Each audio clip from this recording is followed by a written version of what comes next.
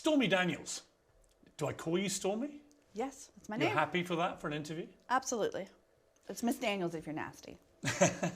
You're probably right now the most famous woman on planet Earth.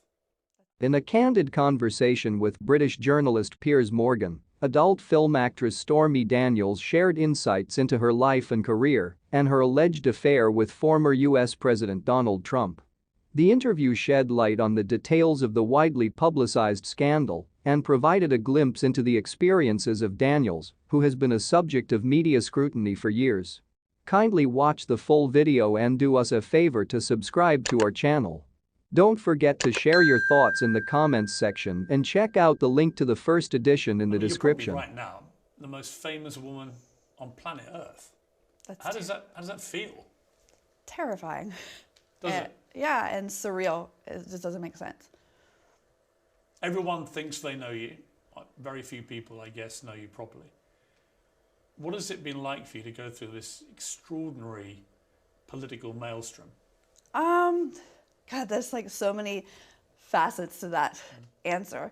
I mean, it was completely shocking at first. You know, I was pretty established. I had my fan base. I was well known in the adult industry.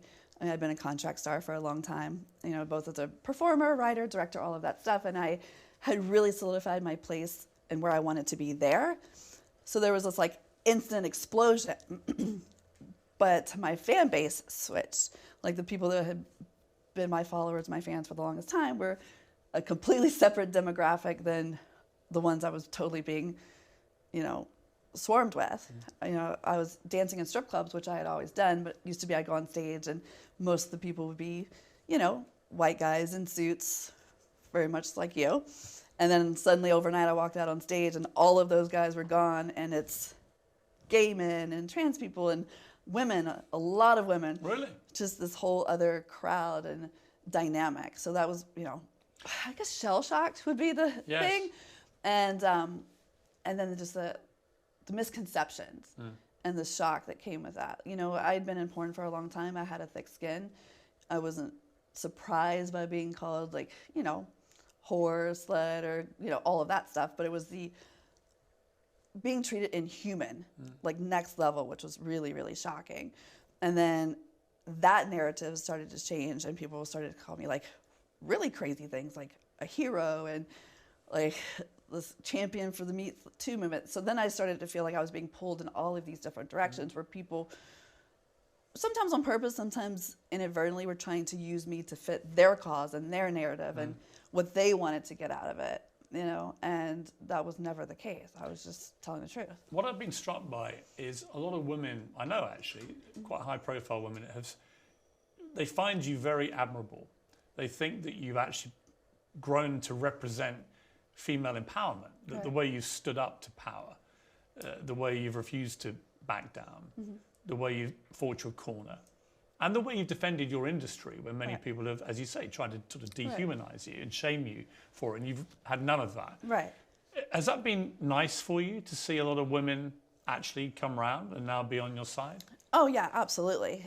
Especially, you know, people who work in the adult industry. You know, that was a big deal for me. There was all these misconceptions that people in our industry either work in that business because they can't do anything else, because they're too stupid to do anything else, or they're broken, or they're, you know, failed at mainstream actresses or whatever. I'll tell you right now that some of the smartest women I've met have been in the adult industry, you know.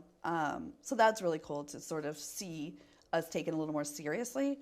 And you can't really shame somebody who's been seen naked everywhere. Like, what are you going to do? Release nudes of me? Ooh, please do. Good for business, right? Right. So Donald Trump yesterday became the first former president of the United States to ever be arrested, to sit in a courtroom facing criminal charges. Did you watch it? A little bit, yeah. It was on. I mean, it was on every channel. So I try not to pay too much attention because it just starts to, like, the gravity of the situation. And it has nothing to do with Trump, and it has nothing to do with Stormy. But, like, when you look at it as a whole, like, this is really happening in our country. And no matter if it goes in his favor or, you know, my favor, or Democrat, Republican, it's going to just be more divisive. And it's at first I thought I'd be really excited. I thought that when that day came, because I didn't think it would, and then I really didn't think it would. I thought, I thought he was going to get away with not being held accountable. So when I found out that it was coming, or potentially coming, I thought that I would feel excited and vindicated. But it was kind of anticlimactic. Was it? How interesting. Yeah. When you saw him in the court, what did you feel? Part of me was, finally like he had to go in and be under the rule of someone else. He had to obey the judge and walk through like the king has been dethroned. He's no longer untouchable.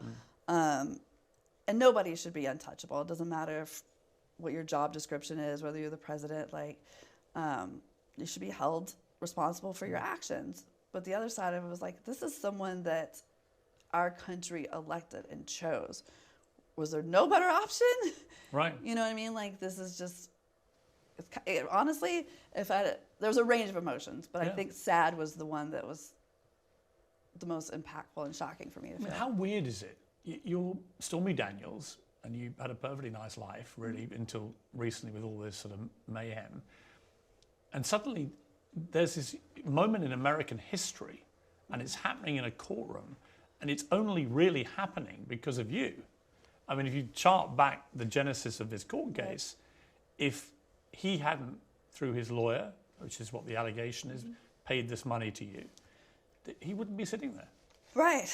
And that's a lot, a lot of the nasty messages and stuff I get really feel like it's my fault that, that I've made America the laughingstock, or I'm the fall of democracy.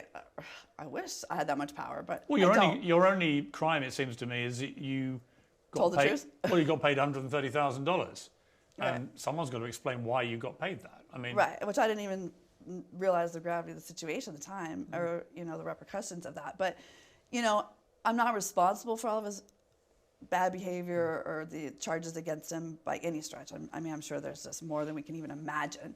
I think he even goes on trial in a couple weeks for rape. It's not I'm not the fire. I was the spark that lit the fuse that blew up the keg. Do you think that this is the right fuse to light?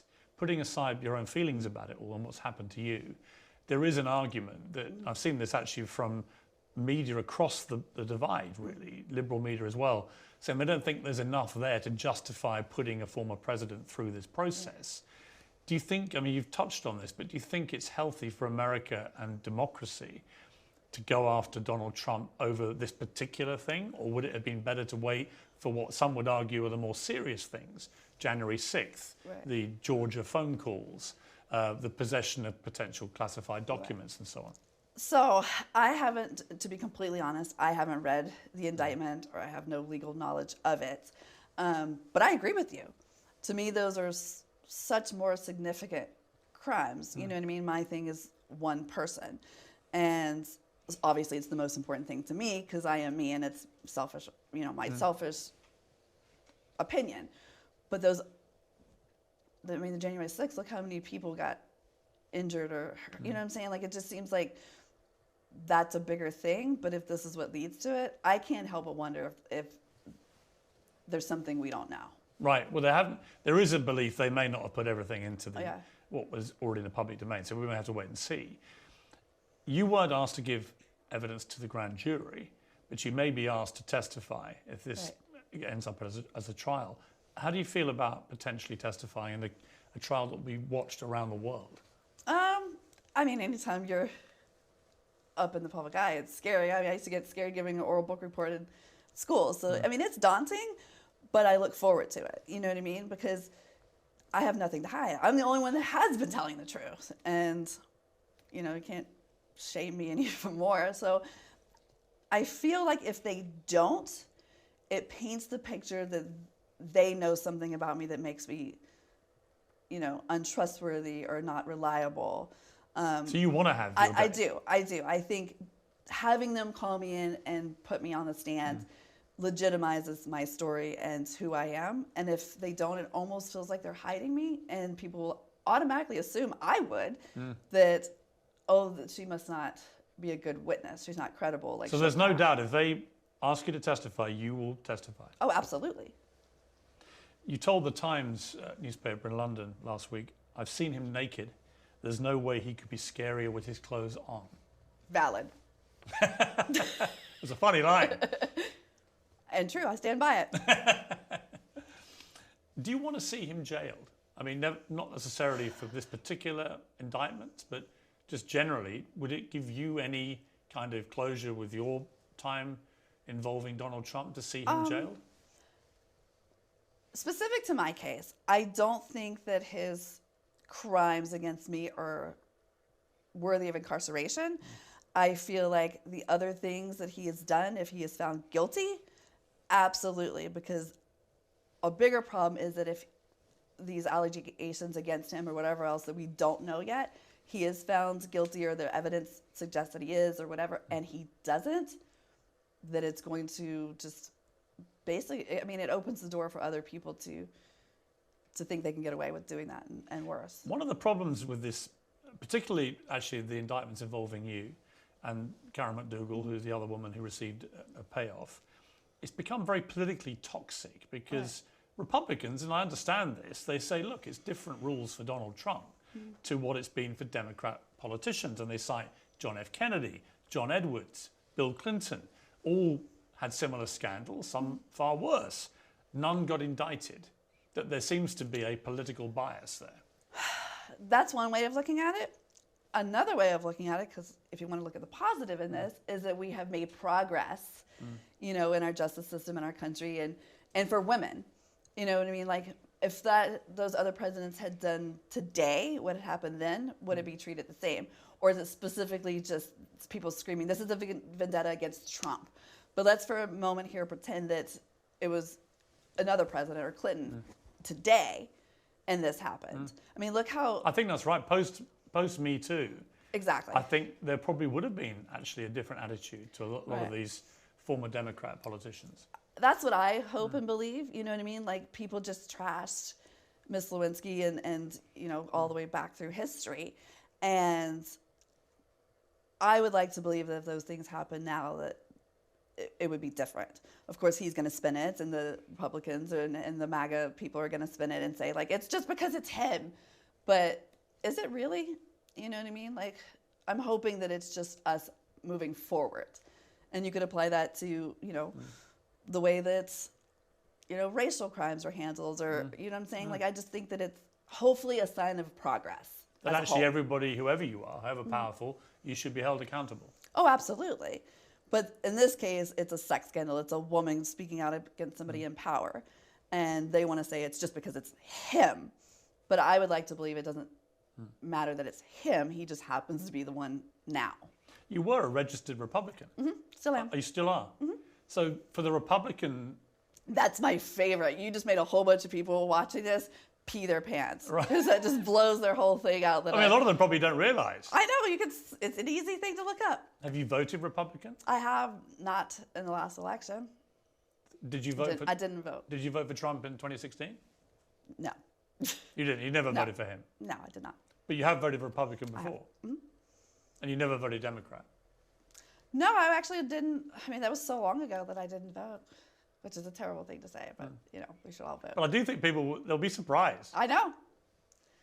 And the whole reason that I registered and got in, I feel like that movie, they just keep dragging me back in.